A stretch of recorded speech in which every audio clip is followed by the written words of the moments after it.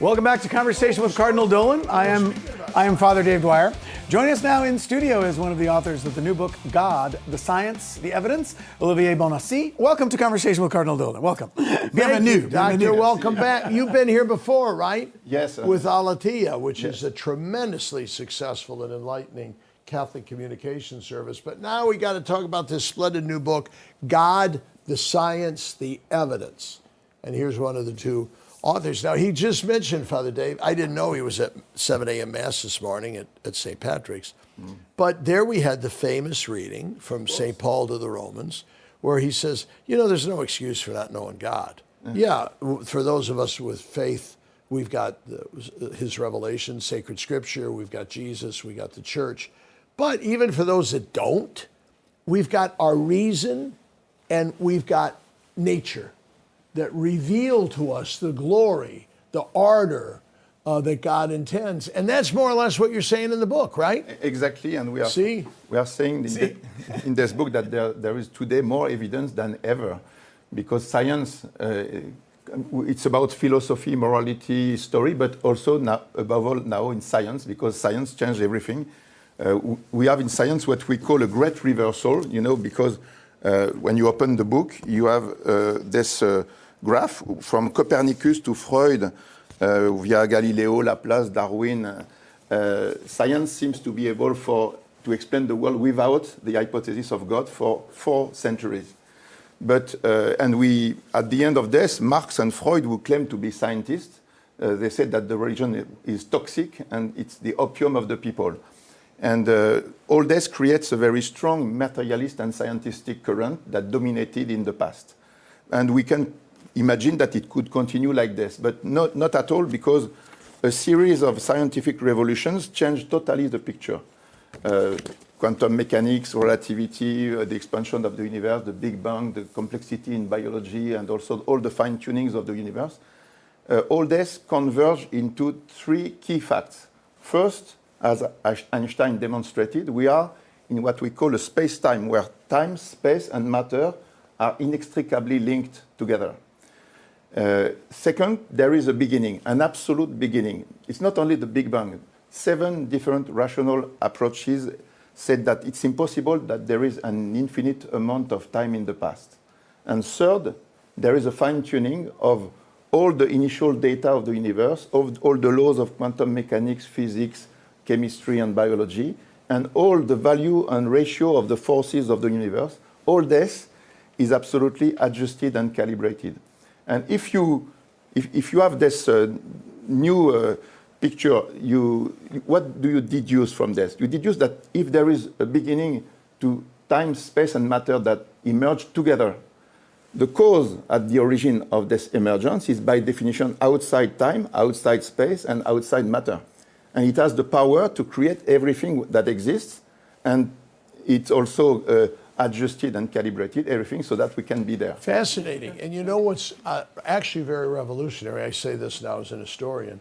So it was thought, since the inaccurately called Age of Enlightenment, it really was some ignorance. It was really thought that science was the new religion. Yes. That science was going to shatter religion, because faith was based on superstition, on irrationality. And now, thank God, we have science that can explain everything. And science, so it's the old battle between faith and reason, okay? And now, what you're saying, and what's documented in your splendid book, is that now we've taken a break. Yes. And now scientists are saying, science leads us to God. Faith and reason are allied, correct? Correct, totally correct. Because, you know, this book was launched in 2021. And for 4 years, we have a lot of discussions and conferences and debates with top scientists. A few weeks ago, we were in Princeton, where in the amphitheater where Einstein was teaching, speaking with the senior scientist of the James Webb Telescope, of Hubble Telescope, the cosmologist of Princeton, 3 Nobel Prize winners. I'd love to hear him talk. What part of Ireland are you from? and all those people, we were talking with them and saying, what we are saying in this book, is it okay or not for you? And the Nobel Prize, I spoke with 2 Nobel Prizes winners, and he told me, okay, God is a possibility, but if we say God as scientists, we stop working. So we need to find something else. But for the moment, we have nothing, because it's the last but not least point. All the alternatives that try to explain the fine-tuning and the beginning without invoking God are dead today. They have so far failed. I'm wondering why today, can you figure out today why, thanks be to God, there's this rising friendship between faith and reason, science and religion? I wonder why. Is it kind of a disillusionment with the world, with culture, with society? We've arrived at a sense of emptiness, and I don't know. What do you think?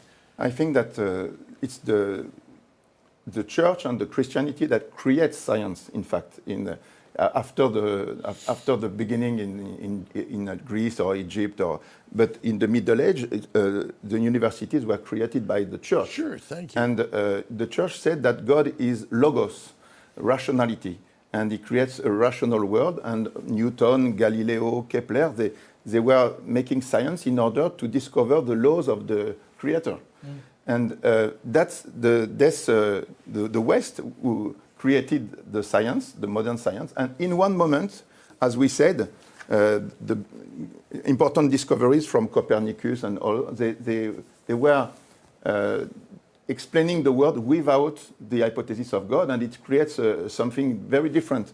But now we come back to the origin, and we say that science is God's ally. We say that we are at the dawn of a revolution, because the implications of these discoveries are so strong that sooner or later the public will understand. For the moment, the public is not aware of the great reversal of science. That's the reason of the success of this book, because we sold more than 400,000 copies in Europe. It was unexpected for us. And because this book is very accurate and also easy to read. And that's the point for me, because we have to inform the public that this New Deal is not well known for the moment, but we have to work for this, and that's the reason of the campaign that we are launching now. Well, you're right, it is easy to read. I haven't read the whole book, but I read some chapters that caught my attention. I think this is pretty clear. This could easily be used as a high school textbook, as even a college textbook, or just for the general reader, because I still think that the mistake is out there that, there's this cleavage between science and religion, between reason and faith. And of course, I think who was most eloquent was Pope Benedict. Yes. Who kept saying no. And I loved what he said. How could God have his greatest natural gift to us, our reason, science, yes, sure, at odds with his greatest supernatural gift to us, our faith? Yeah. No, the two are friends. Of course. And your book bring. What's your own background? What field of science? For me, when I was 20, I was not a believer at all. I was not an atheist, but I was agnostic, and I thought that believers were irrational people. And I studied science in the best school in France, École Polytechnique. And after this, I made money with business, and in one moment, it did not give me the happiness that I was expected. So I asked me the big question: where are we coming from? Where are we going? What is the purpose of life? And I thought there was no answer to this kind of question, because if people know if there is an answer, people should have tell me. But when in my family, somebody gave me a book from a Catholic. At this time, I absolutely not like Catholic. And this guy was saying, is there a truth? And he was arguing with very rational reasons to believe in God and in Jesus. And I took the book in order to see, to find the flaw, to find why it's wrong. And in fact, it resists a lot. And after a few weeks, a few months, after 2 years, I say it's very strong. Not this book, but many books. And I studied theology for 4 years, and I changed my life for this. Wow. And Pope Benedict was asked one day, how many ways to God? And he said, one for every human being. And my way to God was rationality, only rationality at the beginning, because after a while you need to pray and to see that it works with the providence and the prayer. Sure. But at the beginning it was only rationality. I wanted to be sure that it's true. And at the end, what strikes me a lot is that it's very simple. It's very simple. A child, as you said, a child can read this because, as we said, if there is a beginning and a fine-tuning, how can you explain this without an intelligence behind this? It's so simple. And the top scientists that we made, we co-produced 4 documentaries with 10 Nobel Prize winners and 25 top scientists. I hope they will be released in the US before the end of the year.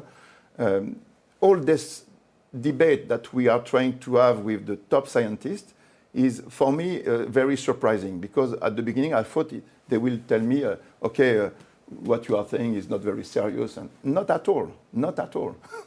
They said, okay, your vision is okay, but for us, as scientists, we need to continue to try to find natural explanation, but they have nothing for the moment. The multiverse is dead. The theory of everything is dead. The string theory is quite dead. The cyclic universes, it does not work.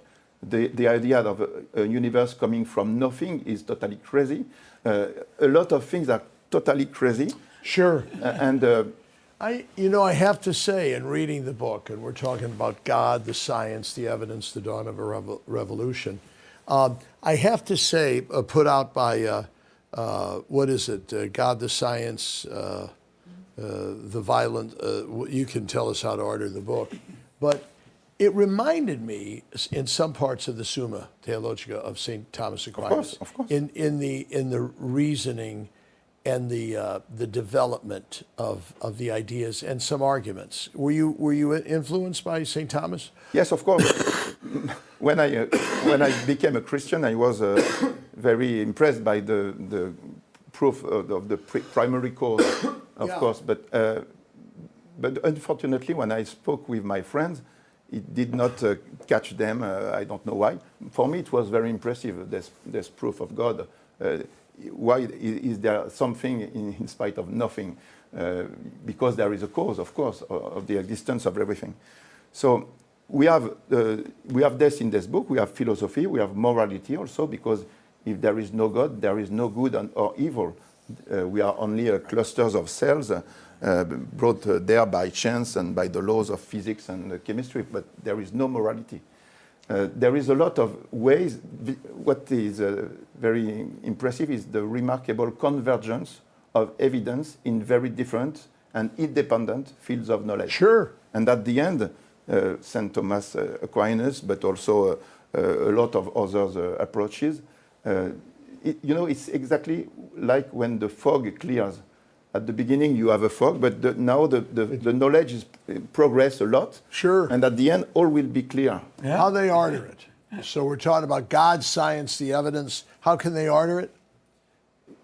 By internet, But they can everywhere, find it. everywhere. God, the Science, the Evidence. Michael Yes. Yves Malor and Olivier Bonassis, we congratulate In you all on the this bookstores and excellent all book. the- Okay? Merci. You won't regret it. Very Okay, much. we'll see you home in Ireland. Okay, When we come back, a great bro. we'll have the co-author of a new biography of an imprisoned Vietnamese cardinal who's now on track for sainthood, his sister, Elizabeth Nguyen. That's coming up next on Conversation with Cardinal Dolan on the Catholic Channel, Sirius XM 129.